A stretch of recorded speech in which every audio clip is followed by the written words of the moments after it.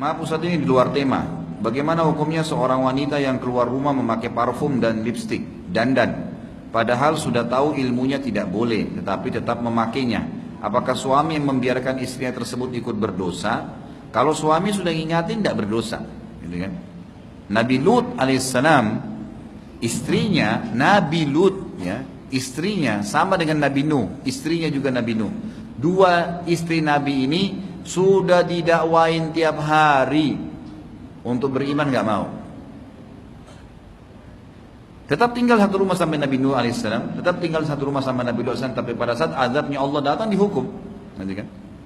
Jadi kalau kita sudah ingatkan, maka sudah cukup.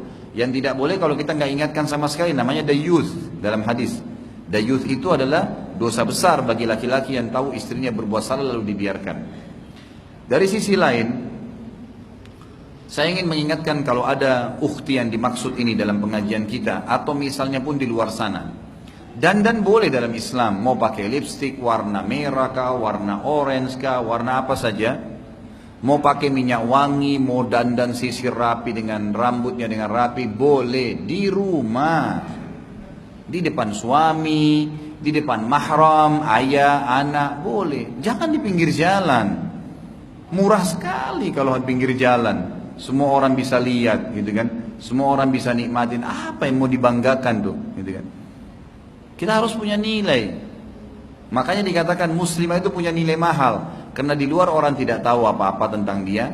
Orang kalau pakai jilbab besar, apalagi kalau pakai cadar, tujuan hikmah syar'inya adalah Allah mengatakan dalam Al-Quran, "Dzalika adna alla yu'zain." Tujuan utama jilbab, hijab itu agar mereka tidak diganggu. Kalau ada perempuan pakai jilbab besar, pakai cadar, kira-kira kalau ada yang mau niat jahat, apanya yang menggoda tuh? Hah?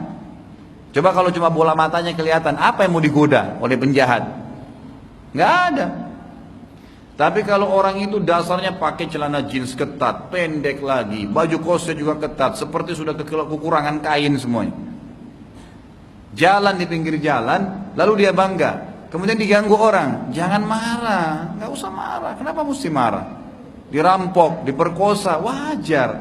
Bahkan ulama mengatakan kalau ada seseorang wanita yang menutup auratnya, tidak dandan di depan umum, tidak tabarruj namanya, gitu kan?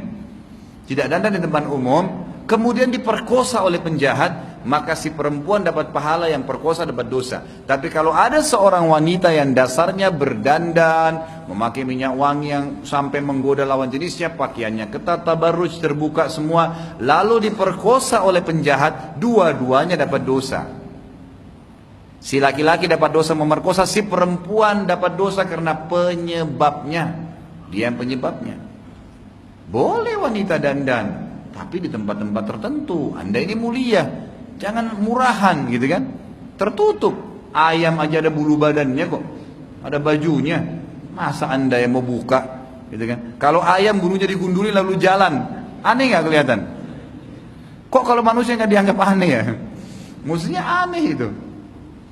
Sebagai penutup, saya kemarin lihat ada sebuah tulisan dikirim ke saya. Seorang wanita muslimah di Amerika ambil doktor kemarin, bahasa selesai S3. Saya bukan bahas muslimahnya, tapi sempat waktu dia cum laude, lulus dengan nilai yang terbaik, lalu sempat ditanya oleh pengetesnya, kenapa Anda ini dalam agama Anda disuruh pakai seperti ini? Betul dia pakai jilbab, pakai jas, kenapa harus pakai seperti ini? Gitu kan? Jawabannya luar biasa, pantas dapat gelar doktor nih. Sampai profesornya nggak bisa nyaut gitu.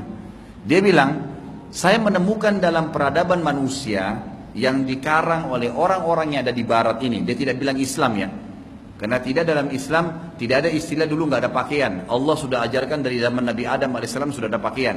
Kalau kisah-kisah orang-orang yang primitif, yang dibahasakan primitif, yang karangan orang-orang ateis, itu dianggap orang dulu, orang purba nggak punya baju.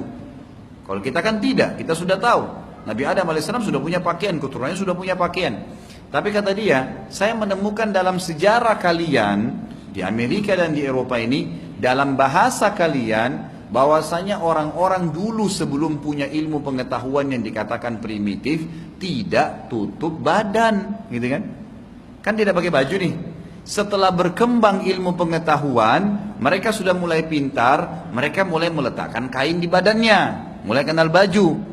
Jadi kalau sekarang orang-orang mengaku teknologi canggih, kembali tidak pakai baju, berarti kembali ke masa primitif, gitu kan? Jawaban yang sistematis, yang memang ilmiah pada tempatnya, gitu kan? Kenapa harus dianggap aneh malah orang kalau tertutup? Allahu a'lam. Semoga Allah berikan hidayah muslimin dan muslimat agar menjalankan agama Allah Subhanahu wa taala dan hiduplah mulia dengan Islam, saudaraku. Tidak ada sesuatu yang Allah Azza wa Jalla perintahkan dalam agamanya kecuali pasti kemuliaan bagi kita. Apa saja yang Allah haramkan tinggalkan berbahaya bagi kita, yang Allah halalkan nikmatin dan lebih banyak yang halal. Serta semua yang diperintahkan pasti memiliki hikmah-hikmah yang besar. Hanya mungkin kita yang belum mengetahuinya. Allahu a'lam. Mungkin begitu dulu. Mudah-mudahan yang kita bahas pada hari ini bermanfaat dan semoga Allah Subhanahu wa taala memberkahi majelis kita dan juga menjadikan kita orang yang bisa mengamalkan ilmu ini dan dijadikan juga sebagai tambahan timbangan amal soleh kita pada hari kiamat. Terima kasih waktunya. Subhanakallahumma bihamdika asyhadu an la ilaha illa anta astaghfiruka wa atubu ilaik. Wassalamualaikum warahmatullahi wabarakatuh.